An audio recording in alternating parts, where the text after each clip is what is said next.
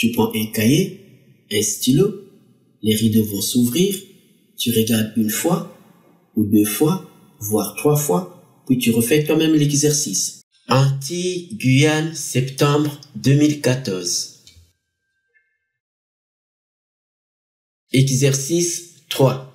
On considère l'équation E1 telle que exponentielle de x moins x à la puissance n est égale à 0, où x est un réel strictement positif et n un entier naturel non nul. Première question, montrer que l'équation E1 est équivalente à l'équation E2 telle que ln de x moins x sur n est égal à 0. Deuxième question, pour quelle valeur de n l'équation E1 admet-elle 2 solutions?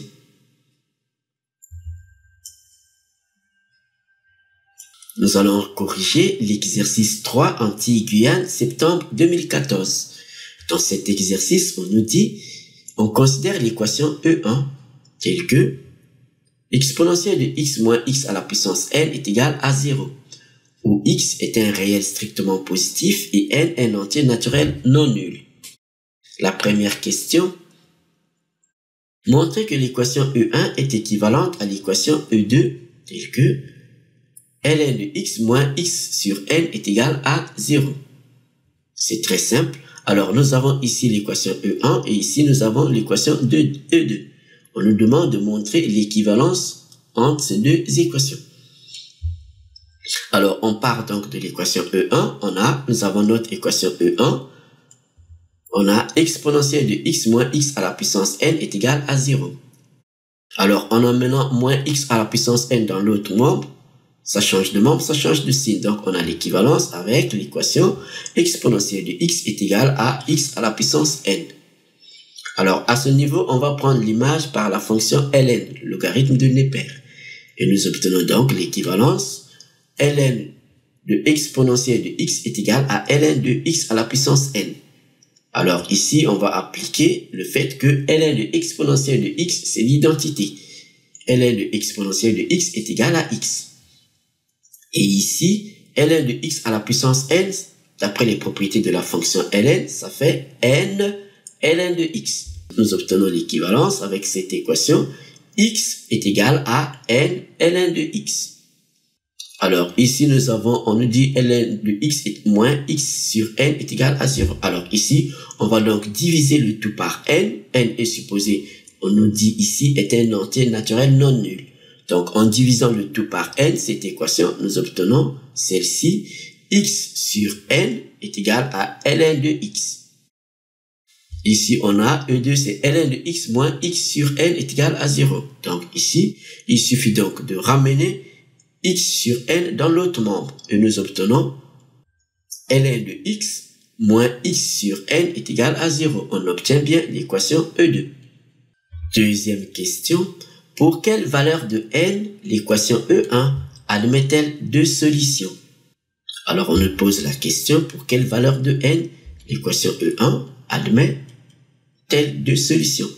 On sait que l'équation E1 est équivalente à l'équation ln de x moins x sur n est égal à 0. Donc, on va préciser que l'équation E1, on a vu, elle est équivalente à l'équation E2, c'est-à-dire ln de x moins x sur n est égal à 0. Alors, si c'était un polynôme du second degré, on allait utiliser directement le discriminant. Mais ici, c'est pas le cas. Donc, pour résoudre une telle équation, on va donc poser f de x est égal à ln de x moins x sur n. Donc, posons f de x est égal à ln de x moins x sur n.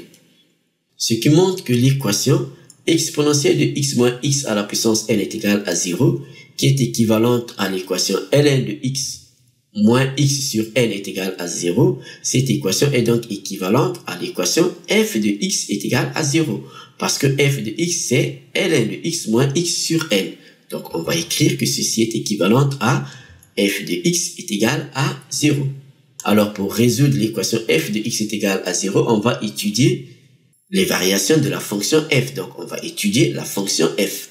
Donc, étudions la fonction f.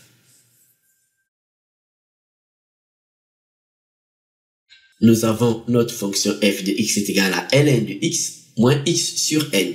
Alors, le domaine de définition, il est évident que x est un réel, donc x appartient à R.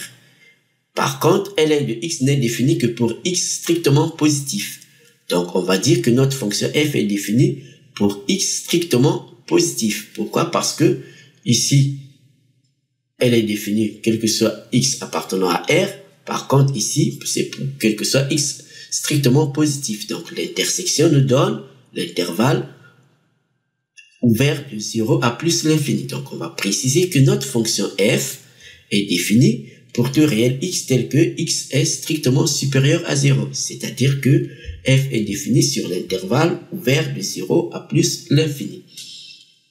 Alors, on connaît le domaine de définition. Nous allons maintenant calculer les limites aux bornes. Les bornes sont donc 0 et plus l'infini. Alors, limite aux bornes, on va donc calculer la limite de f quand x tend vers 0. Alors, c'est un 0 plus, puisque ici, l'intervalle c'est de 0 à plus l'infini ouvert. Donc, on va écrire la limite quand x tend vers 0 de f de x, c'est la limite quand x tend vers 0 de ln de x moins x sur n. Alors, on sait que la limite d'une somme, c'est la somme des limites, ce qui nous donne donc la limite quand x tend vers 0 de ln de x moins la limite quand x tend vers 0 de x sur n. Alors, ici, c'est un 0 plus. Donc, on sait que la fonction ln n'est pas définie en 0 moins. Donc, ici, on a donc, ça, on connaît, c'est le cours. La limite quand x tend vers 0 de ln de x, c'est moins l'infini. Et ici, la limite, c'est une évidence. On a, puisque x tend vers 0, donc on aura 0 sur n, ça fait 0. Donc on va écrire que la limite quand x tend vers 0 de x sur n, c'est 0 sur n, c'est 0. Donc au final, nous obtenons la limite quand x tend vers 0 de f de x, c'est égal à moins l'infini, moins 0, qui nous donne moins l'infini. Alors on va maintenant calculer la limite quand x tend vers plus l'infini. Alors la limite quand x tend vers plus l'infini de f de x, c'est la limite quand x tend vers plus l'infini de ln de x moins x sur n. On sait que la limite d'une somme, c'est la somme des limites. Donc, ce qui nous donne la limite quand x tend vers plus l'infini de ln de x moins la limite quand x tend vers plus l'infini de x sur n. Alors, quand x tend vers plus l'infini, ln de x, c'est le cours. Donc, ça va tendre vers plus l'infini. Et ici, il est évident qu'on aura plus l'infini sur n. Plus l'infini sur n nous donne plus l'infini, parce que n est positif. Donc, on aura plus l'infini moins l'infini, qui est une forme indéterminée. Alors, pour lever l'indéterminé, pour lever cette forme indéterminée, on va mettre soit x en facteur, ou soit ln de x en facteur. Celui qui va mettre x en facteur, et celui qui va mettre ln de x en facteur, ils vont trouver la même réponse. Donc, mettons x en facteur. Donc, ce qui nous donne la limite quand x tend vers plus l'infini de x facteur de. Alors, ici, on va donc diviser par x, c'est-à-dire ln de x sur x. Et ici, il va nous rester moins 1 sur n. Comme on l'a dit, donc, on sait que la limite d'un produit, c'est le produit des limites. Donc, ce qui nous donne la limite quand x tend vers plus l'infini de x, qui multiplie donc la limite quand x tend vers plus l'infini de ln de x sur x moins 1 sur n. Alors, la limite quand x tend vers plus l'infini, ça fait plus l'infini. 1 sur n ne dépend pas de x, donc c'est une constante.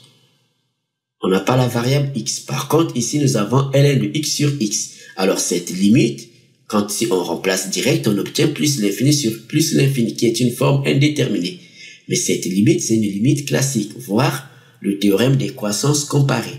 Donc, le théorème de croissance comparée nous dit que la limite, quand x tend vers plus l'infini de ln de x sur x est égal à 0. Pourquoi? Parce que la fonction au dénominateur ici, qui est x ici, c'est un polynôme. Donc, ici, on a un monôme. C'est une fonction qui croît plus vite que la fonction ln de x.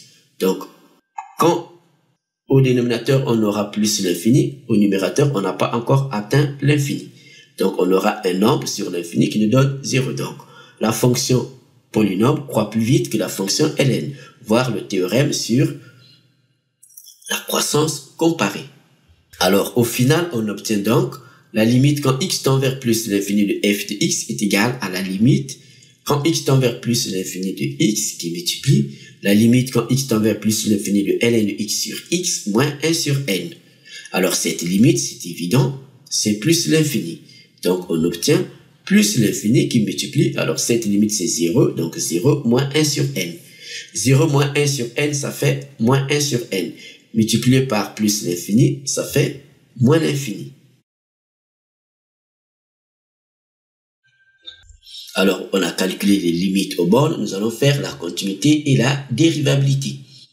Alors, il est évident que notre fonction f est continue et dérivable sur son domaine de définition. On va donc préciser que la fonction f est continue et dérivable sur l'intervalle ouvert de 0 à plus l'infini en tant que somme de deux fonctions qui le sont sur ce même intervalle.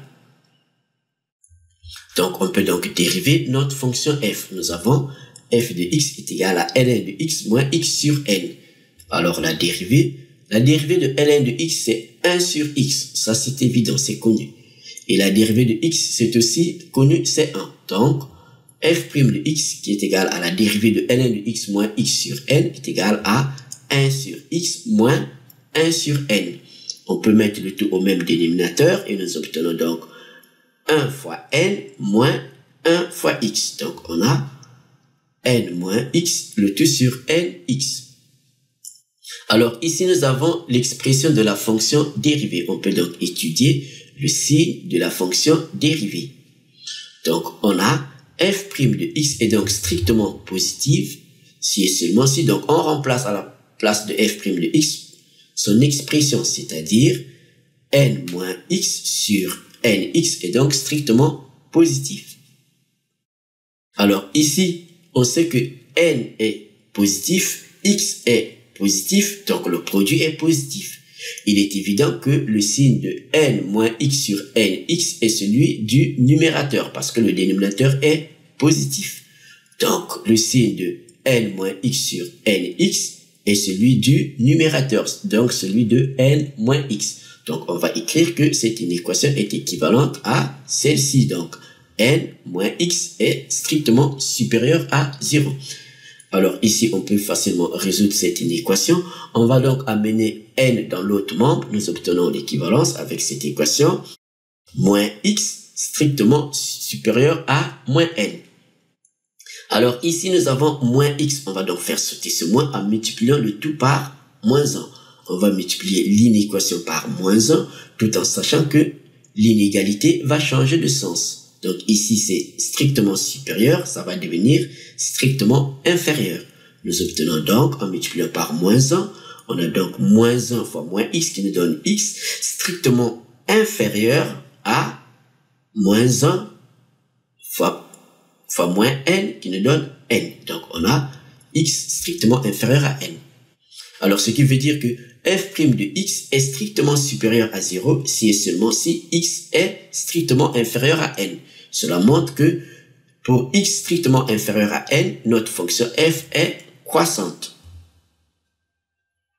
Alors il est évident que f' de x cette fois-ci est strictement inférieur à 0 si et seulement si on suit le même raisonnement, on aboutit à si et seulement si x cette fois-ci n'est pas strictement inférieur mais strictement supérieur à n.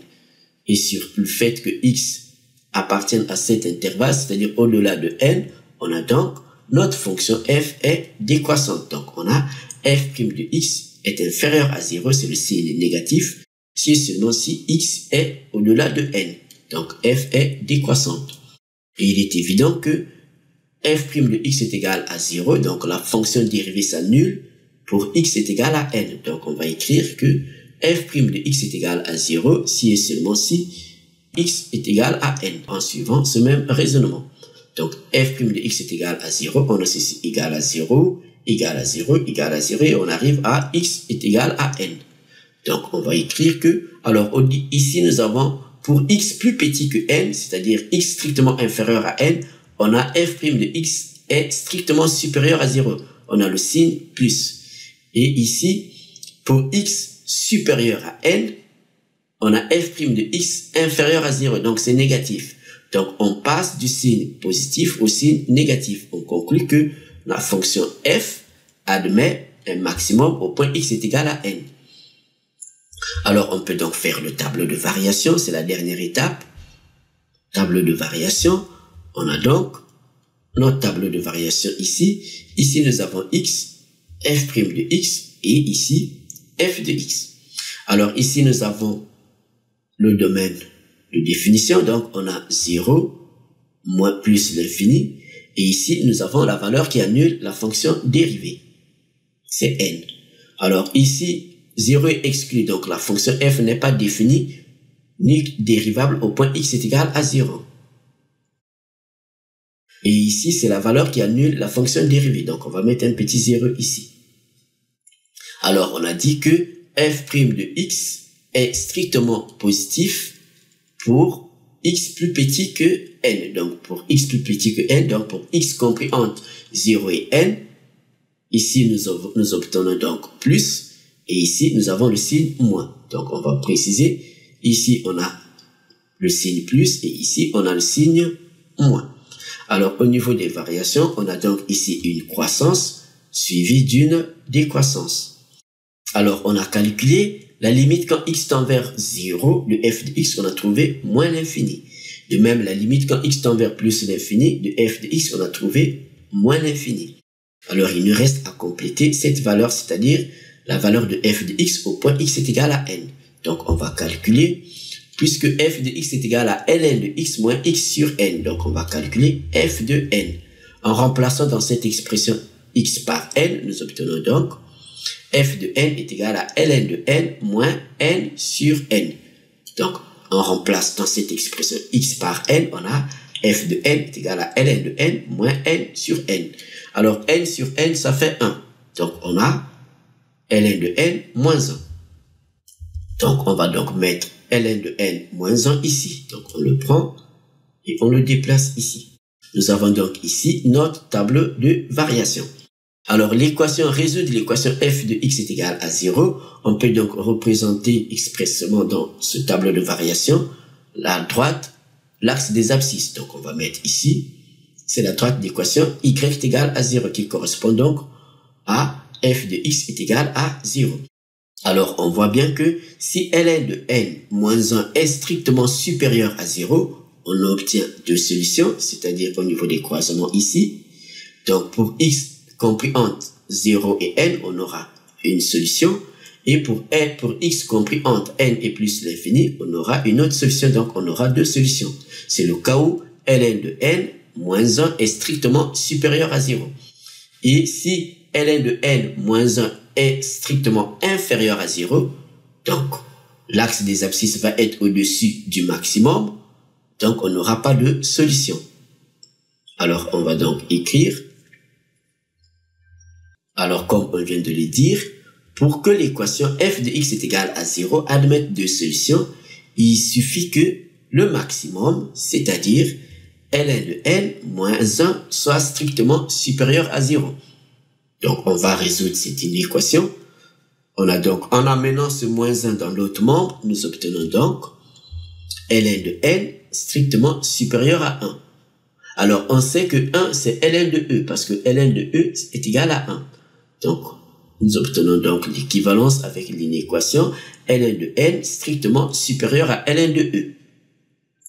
Ce qui nous donne donc, puisque la fonction ln est une fonction qui est strictement croissante, c'est une fonction bijective, donc nous obtenons ln de n strictement supérieur à ln de e, on a l'équivalence avec n strictement supérieur à e. Donc, pour qu'il y ait deux solutions, il faut que n soit plus grand que e. E, on sait que c'est 2,718. Donc, pour qu'il y ait deux solutions, il faut que n soit au-delà de 2. De 2,7, donc à partir de 3. Donc, on va préciser que pour qu'il y ait deux solutions, il faut que n soit supérieur ou égal à 3, à partir de 3. Merci Quimpermat. N'oublie pas de t'abonner à notre chaîne et de faire un like.